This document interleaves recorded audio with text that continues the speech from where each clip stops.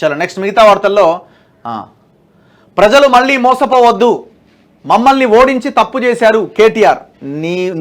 నువ్వు బయటికి రాకపోవడమే బెస్ట్ అయ్యా బాబు. నీ పార్టీని సర్వం ముంచుతున్నది కేటీఆర్ వ్యాఖ్యలే. నువ్వు ఎందుకు వస్తున్నావు అనవసరంగా? మీ నాయన ఏదో తిరుగుతున్నాడు కదా, తిరిగి 4 ఓట్లు సంపాదించే ప్రయత్నం చేస్తున్నావు, ఇంట్లో పండుకోవచ్చు కదా అనవసరంగా. మళ్ళీ ఏమంటుండు చూడండి, మమ్మల్ని ఓడించి తప్పు చేశారు అంటే జనానిదే తప్పు, మాదేం తప్పు లేదు అంటుండు. మరి ఒక్కొక్క నియోజకవర్గంలో 50,000, 70,000, 80,000 ఓట్లతో ఓడిపోయిన నియోజకవర్గాలు ఉన్నాయి కదా. అంటే జనాలు ఓట్లు వేరే వాళ్ళకు ఓట్లు వేసిన వాళ్ళంతా తప్పు చేసిరా అంటే ప్రజలే తప్పు చేశారు. ఇక్కడ తప్పు పట్టాల్సింది ప్రజల్నే అంటున్నాడు, అంటే మిమ్మల్నే. మళ్ళీ ఏమంటుండు, మీరు తప్పు చేసిన మళ్ళీ మాకు ఓటేయరి, ఏయ్ నాకు అని అడుగుతున్నాడు. నీ వల్ల అసలు లాభమేమో కానీ నీ పార్టీ అధాపాతాలానికి తొక్కబడుతున్నది. మరి నాకు తెలిసి కేటీఆర్ కోవర్ట్గా మారిపోయినా నాకు డౌట్ వస్తుంది. పొద్దుగాల నన్ను జైల్లో వేస్తారన్న భయంతో ఈ బీజేపీలో ఉన్న వాళ్ళతోనా కాంగ్రెస్లో ఉన్న వాళ్ళతోనా కొంతమందితో చేతులు కలిపిండా అనిపిస్తున్నది. అయ్యనేమో తుంటిరిగి ఒకటే తిరుగుతున్నాడు రాష్ట్రం అంతా ఆ బస్సు వేసుకొని, ఈ ఏజ్లో కూడా. కొడుకేమో ఆ పార్టీని సర్వనాశనం చేస్తున్నాడు, బిడ్డనేమో ఇక్కడ సారాదందాలను ఇరుక్కొని ఆమె సగం ముంచిపోయింది. తండ్రి ఏమంటుండు, బిడ్డ గురించి మాట్లాడవా అంటే నేను మాట్లాడను, నా బురద నాకెందుకని తండ్రి. సరే మొన్న TV9 డిబేట్లో ఏదో మాట్లాడాల్సిన పరిస్థితి వచ్చింది, ఏదేదో దిల్పిండి అవతల పడ్డాడు.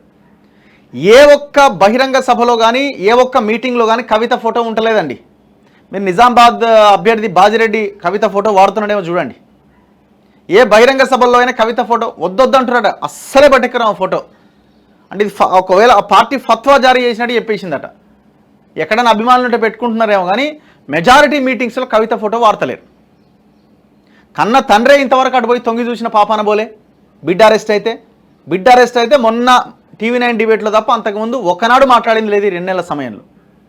బిడ్డ అట్లా చేస్తుంటే ఆమె గురించి మాట్లాడకుండా సైలెంట్గా ఉండి ఏదో తప్పించుకుందామని కేసీఆర్ ప్రయత్నం చేస్తుండే. మళ్ళీ ఈ పెద్ద మనిషి వచ్చిండు. ఈ పెద్ద మనిషి వచ్చి ప్రజలే తప్పు చేసిరు అంటుండు.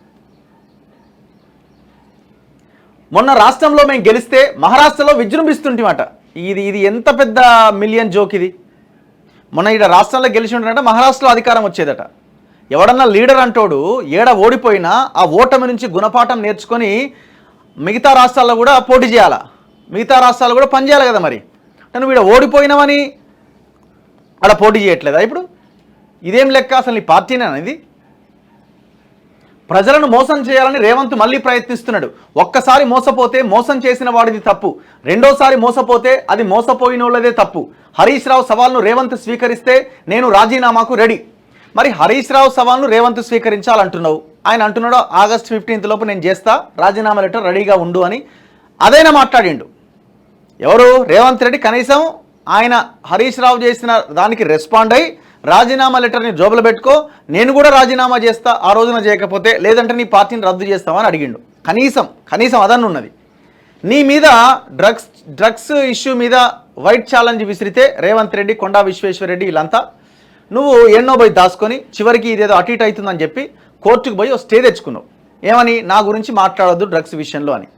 రెండోది జన్వాడ ఫామ్ హౌస్, ఇది ఈయనదే ఇది విలాసాల కోసం రకరకాల కార్యకలాపాల కోసం వాడుతున్నాడని చెప్తే దాన్ని బయట పెడితే కోర్టుకు పోయి స్టే తెచ్చుకున్నావు. జన్వాడ ఫామ్ హౌస్కి నాకు ముడిపెట్టి మాట్లాడొద్దు అని. ఇది నీ చరిత్ర. ఇక నువ్వు హరీష్ రావు సవాల్ని రేవంత్ స్వీకరిస్తాడా, నేను రాజీనామాకు రెడీ, ఎందుకు ఈ దొంగ మాటలు? నువ్వు పనికిరావాయా బాబు, ఈ రాజకీయాలకు పనికిరావు. నువ్వేమైనా అధికారం ఉంటే షూట్ బూట్ వేసుకొని అటు ఇటు తిరిగి దోపిడీ చేసేందుకు, అవినీతి చేసేందుకు పనికొస్తావు. బీజేపీకి 230 సీట్లే, మాకు 12 సీట్లు వస్తాయి. అమ్మో 12 వస్తాయట నాకు, 12 వస్తాయట. ఫస్ట్ ఈ 2 తీసి 1 వస్తుందేమో చూడు. 12లో ఈ 2 తీసి 1 వస్తుందేమో చెక్ చేసుకో, సర్వే చేసుకో. ఏపీలో మళ్ళీ జగన్ గెలుస్తాడని వ్యాఖ్య ఎవడు చెప్పిండు నీకు? ఏపీలో నువ్వు పోటీ చేస్తా అంటివిగా, నన్ను అడుగుతున్నారు ఒకటే పోటీ చేయమని, అవసరమైతే పోటీ చేస్తాం మా పార్టీ తరఫున అని. మరి ఎందుకు ఎవరిని పోటీకి దింపవైతివి?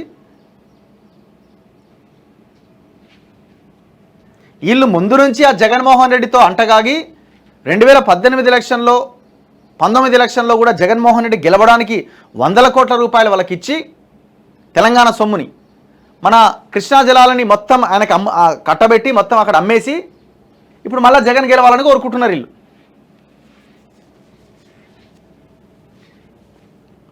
ఇట్లా కేసీఆర్ ఇప్పుడు ఎవ్వరు అక్కర్లేదు బీఆర్ఎస్ని బొందబెడతాందుకు, కేటీఆర్ ఒక్కడు చాలు. బీఆర్ఎస్ని బొందబెట్టడానికి కేటీఆర్ అంటాడు ఒక్కడు చాలు.